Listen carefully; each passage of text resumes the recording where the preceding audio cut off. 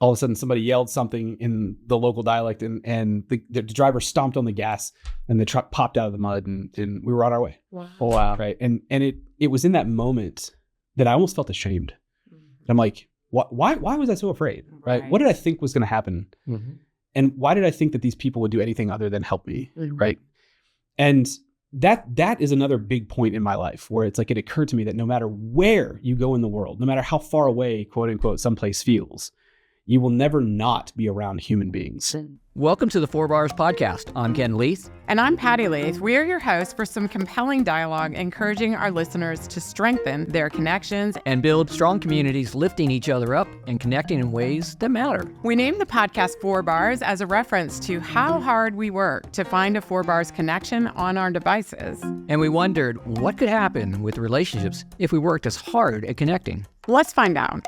Welcome back to 4 Bars Podcast. I'm one of your hosts, Ken Lee. And I'm Patty Leith. Welcome back. We're excited to have you and excited about our guest. Ken? Yes, this episode we have Dr. Charles Davidson. Charles, we've known for quite a while now. Yeah. And Charles is actually visiting here in town. So appreciate that. Give you a little information. Charles, I'm going to read a little bit here. Charles is the Director of Research and Practice at the Center for Applied Peace Strategies at George Mason University. Additionally, Charles is President of Innovation and Peacebuilding. That's right. Can you tell us a little bit about those? And About your roles. Sure. Yes. Yeah. Fascinating career that you have. I appreciate that. Yeah. Well, it's good to see you guys. I think it's the first time I've met you in person, right? Like, Yes. I've known you for like 4 years, Yes. but it's the Yeah. first time today. Yeah. We started in your political leadership academy there at GMU. Right. Yeah, and it was that's all right. remote because it was during the pandemic. So, Mhm. yeah. I think you were part of the one of their very first cohorts. Yeah, It's I really think cool. so. Yeah. Yeah, no, it's good to be here. I mean, frankly, I've got my dream job. It's something that I've worked toward my entire adult life. As the director for research and practice at the Center for Applied Peace Strategies at George Mason, we're breaking new ground in starting a university university level center that is working to integrate all of the talents and abilities that George Mason University has in engineering and business and education and art and technology and law, trying to pull together talents from across those fields to think really scalably, sustainably, strategically about peace building issues that have plagued places for a long time. And additionally, Innovations in Peacebuilding is actually an organization that I started here in Northwest Arkansas back in 2009, which has been going ever since. And we innovate peacebuilding strategies with that too, very much on the ground. We lead a global team in various strategic places around the world and have done so for a long time. But those two institutions are two separate institutions that I run in my time. Fantastic. Yeah. Fantastic. You just came back from a trip? I did. Yeah. I just got back from Burundi, which is kind of in the heart of the Great Lakes region of Africa and East Africa. It's a fantastic place. I kind of call Burundi like my African home. I've got a godson there because I've worked there for so long. Yeah. It's really central to a lot of the programming we do in South Sudan, the Democratic Republic of the Congo, and Burundi itself. So there's a great place that I stay, and then people, we meet our teams from all over that region to strategize there. Yeah, that's meaningful work, and it sounds like it's very rewarding. For sure. Yeah, I mean, it's hard work. Yes. I think, the things you see on Instagram are sort of the glamorous shots that we get to take when stuff goes well. But the vast majority of leadership, as you know, is the crap rolls uphill. Yeah. Right. So it's like I'm always like blocking for other people to be able to do their work. And, when I was a young guy on the ground getting to do this work firsthand, it was always a challenge. But as our work has grown and has been able to impact more places, we get to equip more and more people on our teams to do this work. And so as a leader, it's really at this point, I'm just clearing the way for a very talented group of people that work with and for us. I think that's very well said, because we have that conversation a lot with our clients. Really? And because so many people who want to go into leadership, they want to lead people. It sounds really glamorous, and it is really rewarding, but there are just moments where it is the toughest thing to do. And Yeah. each time we go up the ladder, or each one one rung higher, that means that we are one step away from probably why we started working there. Yeah. And now we are responsible for other people's success. Yeah. I was something I'm trying to do less is like scrolling, Me too. Yeah. It's amazing the time you save. It's ridiculous how much time you waste. Yeah, no, it's ridiculous how much time you waste. No, it's like you look at, oh my goodness. Yeah. But, no, just the other day I was scrolling and I saw something that actually really quite motivated me. It's stuck in my head is that it was just this woman that she said, what if your job keeps getting harder because you keep leveling up? Yeah. And I was like, oh yeah, maybe that's what that is. Right. And I think that there's always shortcomings and challenges. You can always be a better leader. Like, I think that leadership is one of those inexhaustible virtues. Yes. Yeah. Like you're never going to be 100% kind. You're never going to be 100% loving. And I think leadership is there. Like there's always going to be something you can do a little bit better. Yeah, for sure. Yeah. For sure. Tell us how you came to pursue this career. It's so impactful. Yeah, sure. And I think many of our listeners and viewers want to make a greater impact. How'd you come to be in the roles that you're in, and just what's your path here? Sure. We started here in Northwest Arkansas. Yes. I went on a trip with some friends to a prison in Bolivia called San Pedro. Okay. And at the time, the prison let groups of people in, like missionaries and other people that came to serve the population inside the prison. And we were aiming specifically just to bring gifts to the children that actually lived inside of that prison with their family who were incarcerated. Okay. And, we brought them gifts and toys and just to I think have them feel seen, to have them feel appreciated, to tell them that their lives matter. And as I was in that prison, I just had this overwhelming sense that these children were paying the price of their parents' crimes, right? Nothing particularly profound, really quite literal, right? But I was overwhelmed with that idea of children paying the price of their parents' crimes. And so I came home, and I guess this was probably 2007-ish. And I remember Googling children paying the price of their parents' crimes. And what returned on the Google search was just stories, war zone after war zone after war zone of that phrase being used. Right? And I was young. I mean, I guess I was at that point, I was like 22-ish. And I didn't know what to do with that information. I took out a sheet of notebook paper and I did more and more research about war-torn countries. And I wrote them down on this sheet of paper, and I remember nailing it into my door frame between my living room and my kitchen. And so every day I would pass by it and I just would have to think and pray about, like, how can my life be spent in such a way that I could impact these places. I went to my mentor at the time, and I don't exactly know how I worded it, but I know it was something about spending my life in service of vulnerable populations in war-affected countries. And he said, "What do you know about doing that?" And I was 22 or 23, right? I'm like, not a lot. Not a lot. That's right. Yeah. And he said, well, then I suggest that you leave and you not come back until you do. And he said, if you don't, I'll never forget this. He said, if you don't do anything, quote unquote, meaningful for the next 5 years, if you don't start a project for the next 5 years, are you going to be okay with just learning? And I said, yeah. And he said, then I suggest that you leave and you not come back until you know more. And so that's what I did. I started, I would wait tables and work at restaurants until I had enough money to buy a plane ticket to a war-affected country. And then I would ensure that I had a contact in these places that would receive me. And I just went to place after place after place and sat with local people to watch what was happening as far as conflict resolution was concerned in that country. But I did that because I didn't have any money. I didn't even know really what the U.S. Institute of Peace was, or like what the Peace Corps was. I was very ignorant and undereducated in that way. And so I just did the best I could with what I had. Yes. And the way that you did it on the shoestring budget that I had was you get there and then you spend no money. And the way that you do that is by connecting with local peace builders. So I remember sleeping on like bunk beds and couches. There was even a night I spent on a concrete floor under a bug net.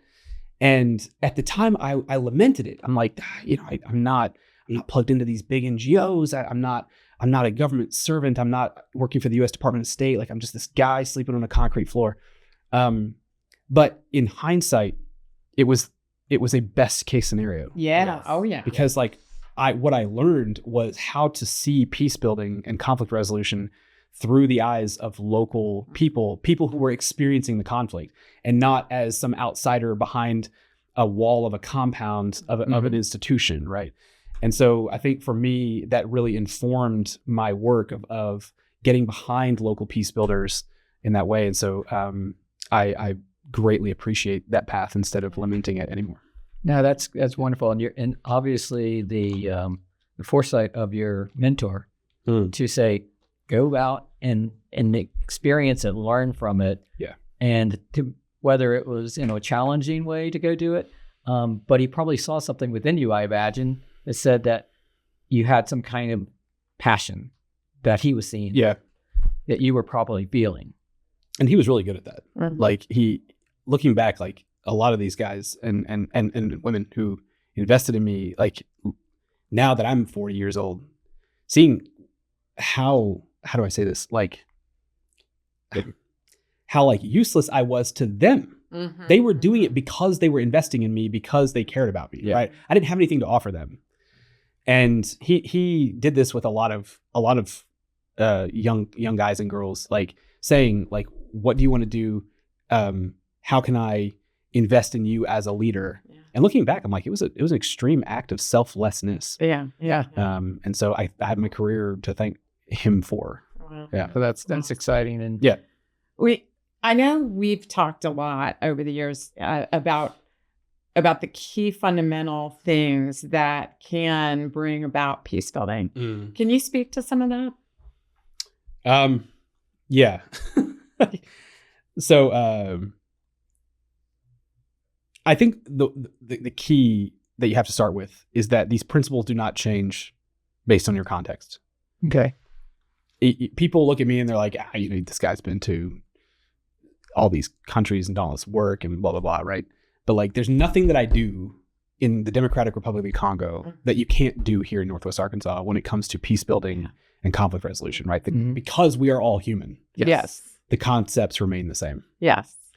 And actually, I have a story about that. If you please tell. Yeah. I'm beleaguering the No, stories are the best. Yeah. This is what it's all about. Mm-hmm. So fast forward several years, I that moment of investing, right now we've started a few programs, and I found myself in the Democratic Republic of Congo, and I had made a plan to go there, and we had advertised it on our website that I was going, but it was just to a few followers. Somehow, a group of former child combatants found out that we were coming to the DRC. And they said, "You're coming to where we are. Would you come listen to us about our mission?" We are former child combatants, and they had left the armed groups, and they had started their own program demobilizing and reintegrating children from the armed groups. And I was like, yes. I will listen to you. Yes. Mm-hmm. And so that was like 48 hours before we were supposed to leave. 24 hours before we were supposed to leave, they said, "We have told the armed groups about you coming. They want to meet with you too." Wow. I was like, what? Like, why would you?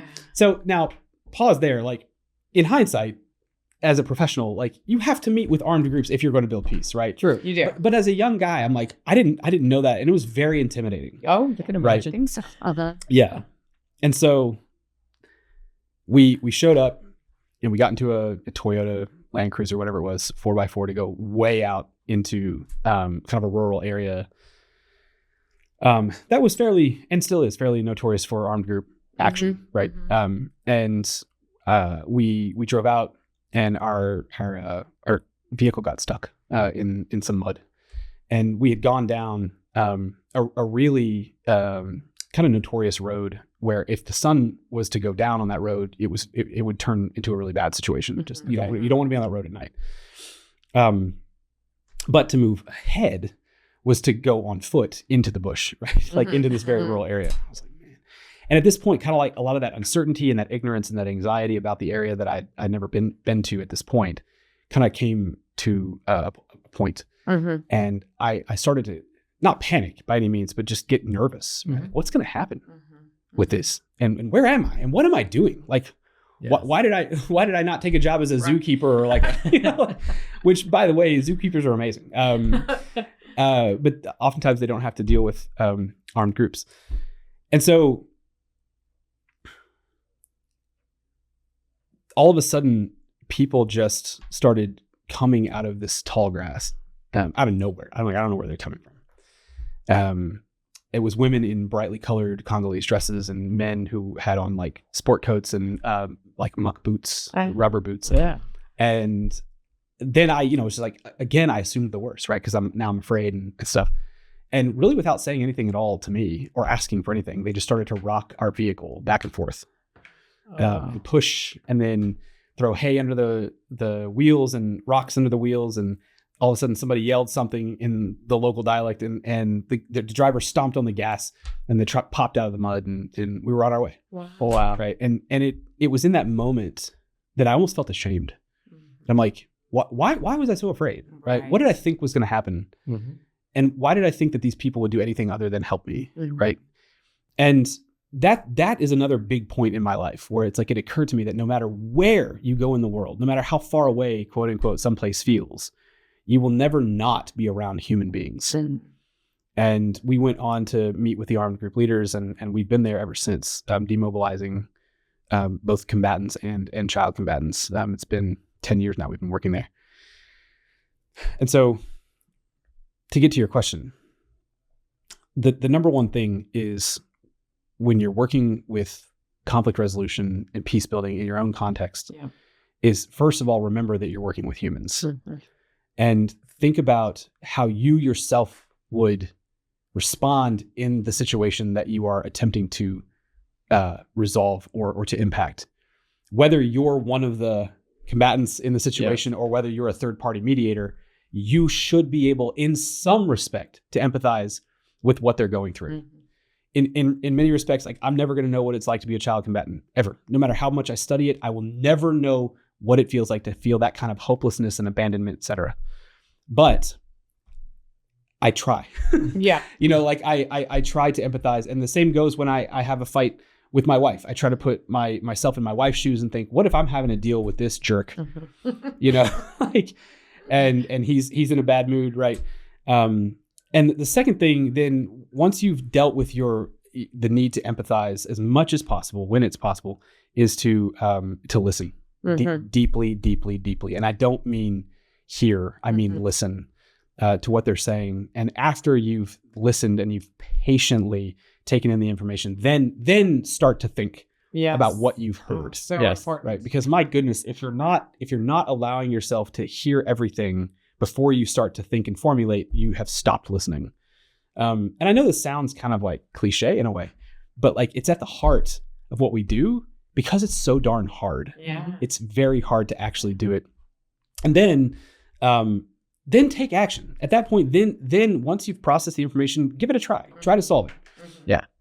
And then lastly, after you've tried to solve it, reflect on your actions. And we call it in our field, it's called reflective versus reflexive action, where reflection, you kind of think about what you did, but reflexivity is then adjusting your behavior and trying it again.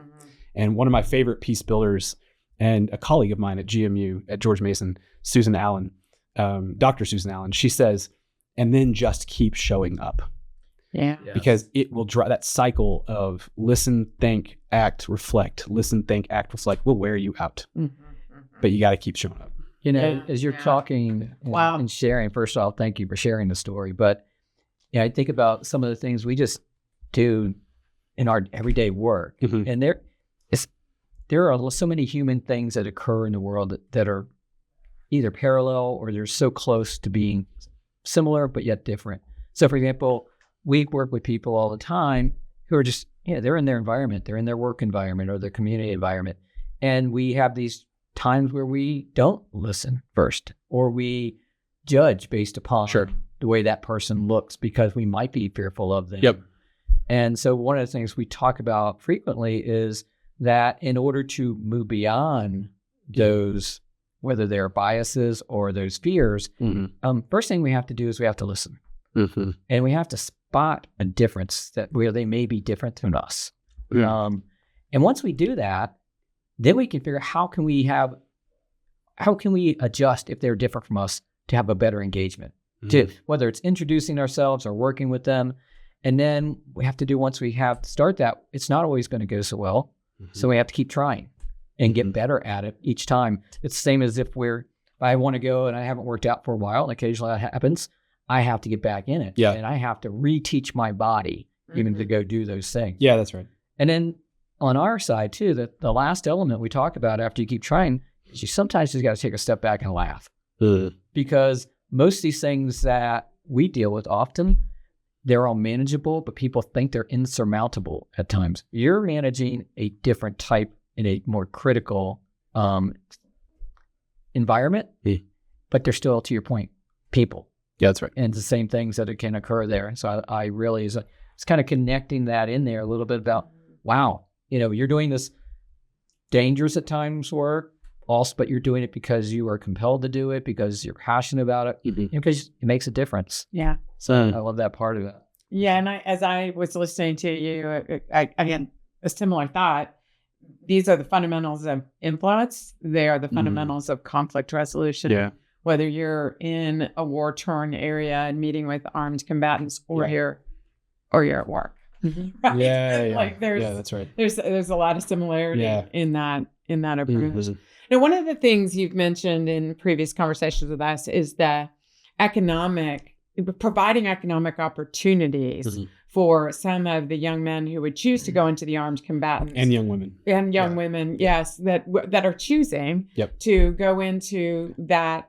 Can you speak to that a little bit? Because I think that's also really very applicable here domestic. Yeah, without a doubt. Without a doubt. No, it's a no matter where you go in the world, young people are seeking sources of respect. Yes, viable sources. Yeah, sustainable. Yes. And I have to be really careful with the word choice when it comes to a minor in an armed combatant situation, right? Like no matter how much of a choice it appears, if this is somebody under the age of 18, they've been coerced, right? And so, generally speaking, not generally speaking, I would say definitely.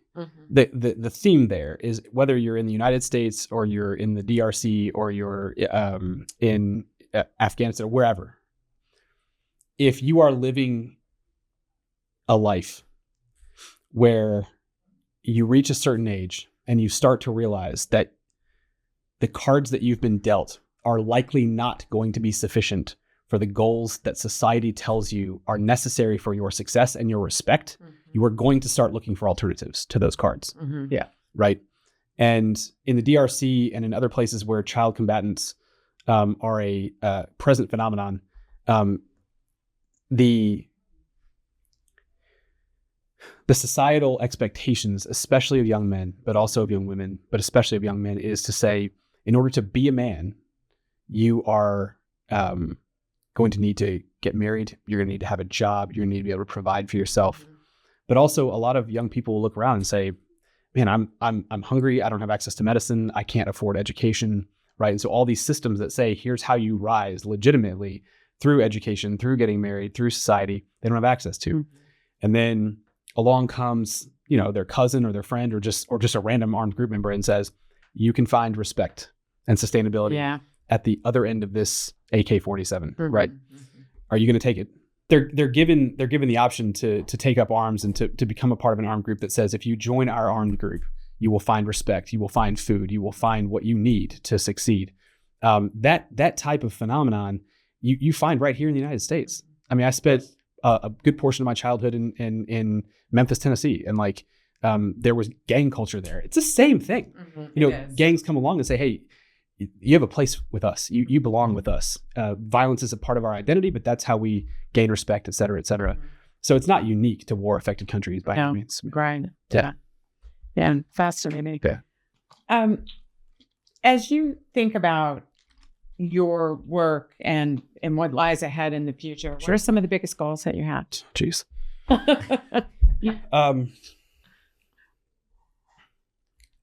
Number one, I really want to equip others to do what I've done. I'm only 40, but like I feel older. like 40 feels older than 39. Yeah. In a way that 39 doesn't necessarily with 38. And I'm realizing that like to truly make a broader impact is not to get super good at what you do and procure all this money but it's to empower other people too, right? Because the more people that think about peace, the more peace there will be. So I'm working as hard as I can to ensure that anybody that comes to me that says I want to do what you do, that I open up as many doors as possible for them to do that. That's why I love teaching. It's why we have just a litany of interns at Innovations in Peacebuilding and at GMU. But professionally, we've got goals that say that there would be no country in the world experiencing civil war or armed group action that doesn't have a presence, that doesn't have a professional presence from our organizations in it. Like I would really like to have players in these spaces trying to solve these problems. And it's such a big question. I rarely like allow myself to think about that because it's always like today's problems are predominant, right? But I also think that I would really, and we're working on this at George Mason, I really want to change the way that people think about the intersection of business and peace and government policies and peace. Where a lot of times when you think about peace work, it's like, it's this NGO or it's this charity that's doing this thing over here, right? But a lot of the answers, a lot of the sustainable and scalable answers for peace building, I think lie in the ways that a lot of powerful forces could slightly change their behavior. And actually what we're arguing is that it doesn't just have to be for benevolence. It doesn't just have to be that it's the right thing to do. That like there's a lot of examples out there that show that peace is actually profitable. Yes. And that if you could turn an area away from conflict, that businesses would actually thrive if they could even measure in the medium and long term. And so that's one thing that's a big thing when you talk about like, what do you want to do in the future? Is to normativize the idea that peace and stability is actually really beneficial for people that have access to existing power structures. And that makes a lot of sense. And as I think about that, there's stuff that has been written about the fact that, where do businesses, where do they see growth in what countries in the future? And it's not unusual to hear that growth will come in Africa at some point in time. And it's happening now for sure. Yeah. And so that's part of, then that economic opportunity of bringing that growth there, we should be able to help further move people away from violence more and towards building a career, if you would say. And then I would imagine education will follow that, be more higher education opportunities for a broader spectrum of people. Would that be true? Yeah, I think that it's like, going back to your question, Patty, about the economics. Yeah, I kind of got sidetracked on like respect, et cetera. But like, it doesn't take a whole lot for a young man or young woman who would otherwise pick up a weapon and go into armed groups to have access to self-sustainability, right? A couple $100 to put them through vocational training and they become a barber instead of a fighter. Yes. I think thinking on large scales like this though, Ken, is like, it's going to take the collective action of locals local governments, local power structures, local businesses way, way more than outsiders. Okay. Right. I think there's like this kind of this neo-colonial mindset that we have to get out of as professionals that think that we possess the answers. Indeed, we as a professional peace practitioner and strategist, like, yes, I do have ideas and answers, but unless local people, unless those experiencing conflict want peace more than I want it for them, it will never succeed. Yeah. And, Okay. Right. and they have to be the ones that you facilitate, but they have to be the ones that come up with it. Yeah, I have to be really careful how I talk about this because it's actually a really like hot topic in terms of like what is the role of the outsider. Yes. Mm-hmm. Okay. And rightly so. I agree. But there are some who would argue that if there were systems and strategies in place for areas that are experiencing conflict to solve themselves, it would. Yeah. And that's not just in the DRC, right? Like that's here in the United States, Here in the right? United Like States as well, there's like entrenched cycles of conflict Yeah. that sometimes it takes an outsider to come in and be like, have you thought about it this way? Right. And that's, I think, like the main purpose of the outside peace strategist or peace builder is to bring networks of ideas and innovation and theories and say, have you thought about it this way? Right. But ultimately what you said is that unless the ideas for peace and sustainability come from the minds of locals, they're not going to succeed. Yeah. Because it's not me that wakes up thinking every day about how I'm going to get my next meal if I don't commit an act of violence. Right. Yes. Or it's not me that has to think about my child who might leave and be killed tomorrow in an armed group Right. action, right? They are the ones who wake up and think every day about how they would solve it if they could. Yeah. And so listening to locals about their ideas for peace and then running it through our education network's experiences and saying, here's how I think we could accomplish this. I think that's the main role of the peace builder. So you really are playing a role as a facilitating. Without You're a bringing doubt. ideas and yet you're facilitating their discussion, which leads to the development of the applicable ideas for them and the adoption. I think that's right. Yeah. Yeah. That's kind of how we do strategic planning. Indeed. I can see With our that. firm. Yeah. I mean, we can't Do you- come in and tell you what to do. Do you work with humans? You would work with humans. Yeah, Look at There's a that. commonality. Imagine that, right? And I years ago I went to a class offered by a guy named Bob Pike. He's retired now, but great information. And one of the things that he said was key when you're teaching is create experiences where people come up with their own data. Love it. Yeah, and I mean it just stuck with me. I was probably 25, Nice. and I design everything that we do. With Yeah. that in mind. Yeah. The Do it not to you, but with you. 100%. Yeah, not No, for it's- you.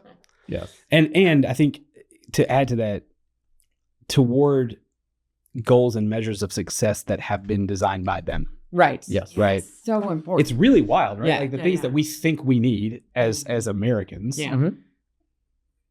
Even if somebody in another culture had $1 billion, they still wouldn't want the thing that we want a lot of times. Mhm. Right. It's just not a part. Right. And so things that we oftentimes feel like, well, this would be a great measure of success if we're going for, peace in this area.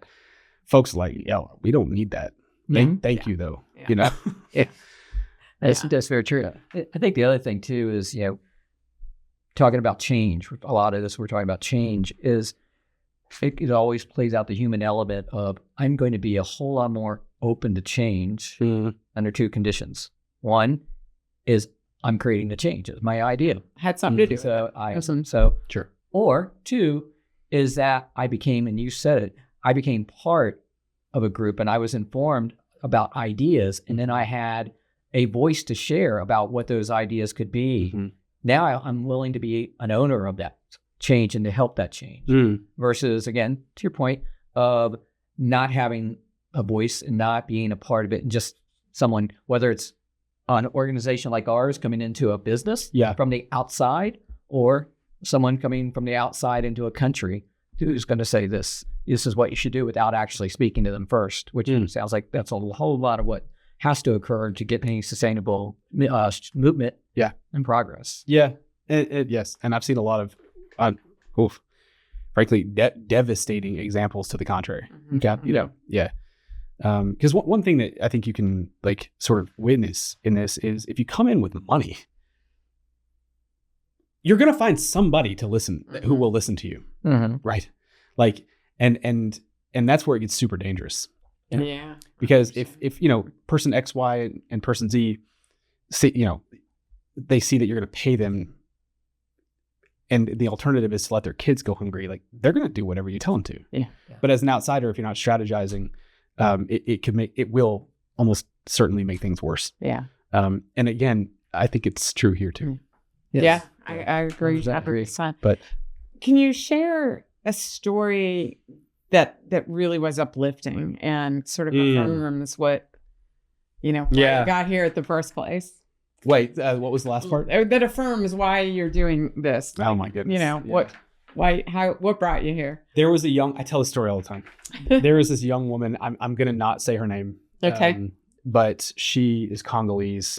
And if you come to enough of our events, you'll see, we talk about her a lot because she was taken into the armed groups in the DRC. And it was at that point then that she intersected with our program and we, alongside the locals that we work with, provided a path out for her. And at the time, our program was less refined and our working alongside local caretakers psychologically, mental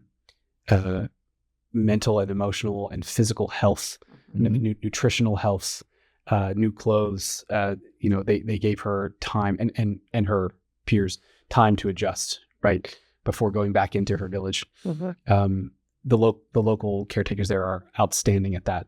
But then as our program kicked in, it was now she's back, and we gave her 2 pregnant goats, as we did all the former combatants, and started helping her think through, like, what are you going to do with this investment, and what do you want to do with the near term of your life? And so, you know, she was just a kid, and we gave her these goats, and then we left, because a huge part of what we do is come in, enact the local strategy that we partner with, and then we get out, because it's not our place, right? It's the local people's place. Well, so just sort of, not randomly, but kind of randomly, we went back to her village. Like, I guess it was maybe 2.5, 3 years later. And it was, I don't know, maybe 1.5 years. I honestly don't remember. It was a good amount of time. We found her, like, just randomly. We're like, whoa, hey, whoa. You have a huge herd of goats, like, all of a sudden. Wow. And it was dozens. She had just done really well. Like, she listened to what we, you know, advised her to do on goat husbandry. The veterinarian that we paid to accompany these kids and their goats was doing a great job, and she was succeeding. And we said, so what are you gonna do next? And she said, I want to be a seamstress. I want to make clothing. And she's like, I'm going to sell a couple of my goats to buy a sewing machine. Right. So I don't remember. It was maybe like, I don't know, 10, 12 goats that she had. And I have a rule, y'all. Like, I don't interrupt processes when my emotions get high. You got to let the process play out. Right. But for some reason, I just couldn't. And I said, nah, I'm going to buy you a sewing machine. Personally, not with my organization's money. I can't stand the thought of you selling your goats at this point. Like, you're succeeding, you're crushing it. And I did. Bought her a sewing machine. And then just a few days later, after we left, we got word that she had decided to donate 2 of her goats to our organization, thereby becoming the African continent's first donor to our organization. Oh my goodness. Yeah. And she said, I want to give you these goats so that you can give them to the next young lady that you find that has lived out my situation, so that she can have the same opportunity that I had. Wow. What an amazing story. Yeah, like, I still get goosebumps. Misty here. No, I every time I tell a story, I try not to cry, right? So then this is not the end of the story. So then we like passed on the goats and we found another young lady and it was an amazing thing, right? So then more time passed, and this time it was more time than the previous window, right? And then again, we find ourselves in her village.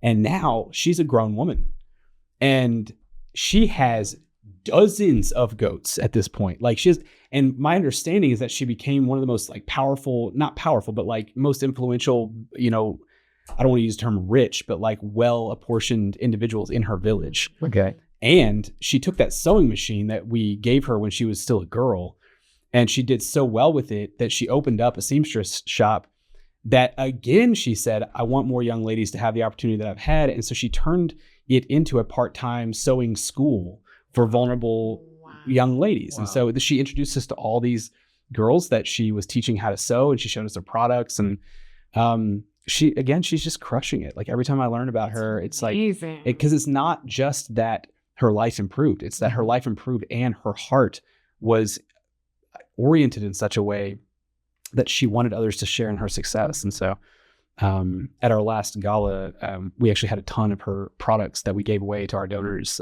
that she made for us. Oh, wow. It's really, what a really great, cool. Wow. Yeah. No, so it's like, it's that one, what a great story. one life, you know, like Yeah. if we spent our entire lives such that one young lady would leave these groups, would it be worth it?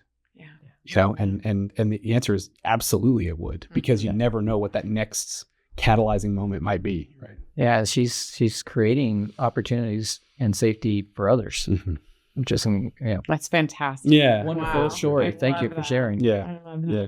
But I want to, I don't know if I may, like, you know, these stories, like, they're great. And I think that when I first started this is what I hoped my life would matter for. And who knows what's going to happen in the next 20, 30 years of doing more of this. Right. But like, if there's people listening to this podcast, like, y'all, like, you don't have to start an NGO and work in war affected countries to be a peace builder. And ultimately, like, the greatest thing that we can do is to be peaceful people. Mhm. Yes. Like, your example, the things that you choose to do today as a peace builder with those that you are interacting with, that is the most important thing you can do. Wow. Period. Mhm.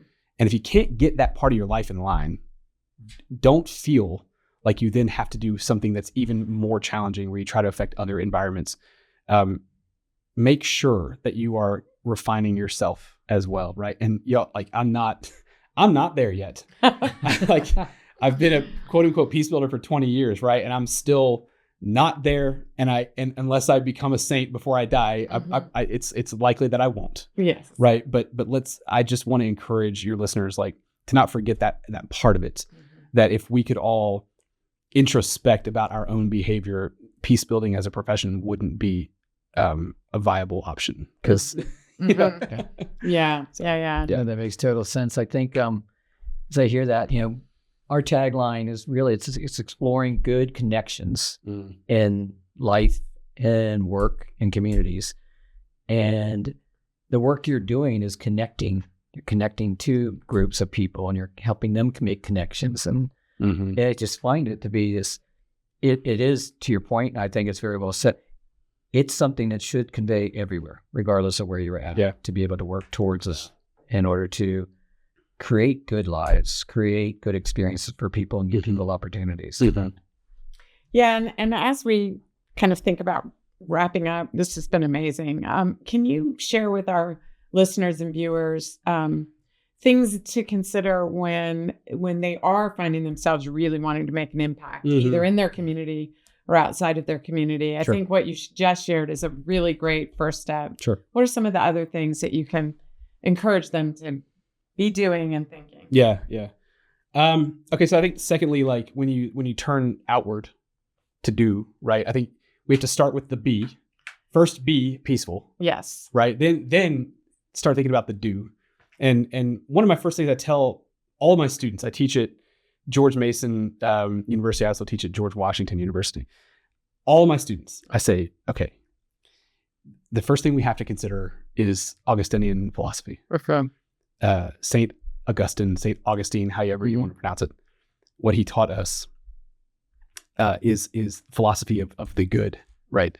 That his contention was that there's no such thing as an evil person. There are evil acts, yes, but evil people he challenged, and he challenges us to think about the math, like kind of the algebra of how people consider their actions, and even something that appears to be something that is a bad action. We have to think about why people chose that action. And he even gives this example of attempting for himself to remember a time where he did something that was just purely evil, purely wrong, where he couldn't ascribe anything good to his choice. And he said, aha, there was a time where I jumped over a stone wall with my friends and I stole a bunch of pears off of a pear tree. And then we jumped back over the stone wall and ran away. And it was a purely evil act because we weren't hungry. We didn't need the pears. We didn't sell the pears. We didn't give the pears away. In fact, my understanding about the conclusion is that they just wasted them. Like they threw them into a field and left. Right. Okay. And then if my memory serves me correct, it was actually in his recantations that he wrote later that he said, no, I was wrong. Even then I was wrong. That what I was looking for, the good that I was seeking in that act was fellowship. That what my heart wanted was to feel in union with my friends. And so, yes, the act was evil, but the good that I uncovered was I wanted to feel close to my friends, right? So scrutinizing the way that we conclude about how we're judging other people's behaviors, right? Yeah. is in my opinion, the first thing that we have to do, right? Again, this is not condoning bad actions. It is not telling you that you shouldn't judge things that are people are choosing to do poorly. But what we have to interrogate is, why do we think they're doing that? Okay. And then start there, right? So that's where you go next. And then from there, it depends on how engaged you want to be as a peace builder, right? But investing your time into listening to situations, studying situations, investing your time into finding out what are the basic human needs that people are perhaps missing. Because it's not, you think about Maslow's hierarchy of needs. It's not just food, water, shelter, protection, right? Think about self-actualization. Think about mental health. Think about connections and family and community and the sense of belonging. Think about identity and cultural belonging, right? It's at that point you can start to discover, if you want to be a peace builder, finding out what it is that is leading people to feel a sense of deprivation. This is in peace theory, the idea of relative deprivation. This person has a thing that I don't have, and therefore I'm going to take it. A lot of times can be explained in that sort of like analysis of what people need. Yeah. And you can discover those needs by listening. Yeah. Right? Respect, love, belonging. Inquiry. It's just asking and studying and thinking. Yeah. Fantastic. Sorry, that got a little heady. No, so compelling. Yeah. So compelling. I love very true. Yeah. Anything else you want to share before we wrap it up? No. Like I said, I want to invest personally in people. I hope that our listeners do too. We offer a lot in the ways of helping people orient in this field. So check out innovationsinpeacebuilding.org. Google Applied Peace Strategies, Center for Applied Peace Strategies at George Mason University. There's lots of ways to interact with what we're doing. If they want to donate to either organization, they're both tax deductible organizations. But money is only the beginning of how people can support what we do. Yeah. So connect with us, find out more. We'd love to have you along for the ride. Fantastic. Yeah.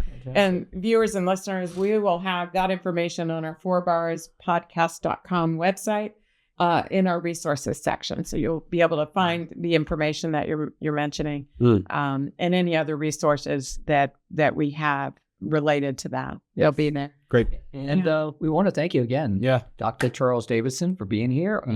Again, wonderful reality of what you're impacting the folks who are all part of this and others around the world. So thank you. Yeah. So thanks for having me. Thank you. Thank you. And listeners, thanks. We'll see you next time.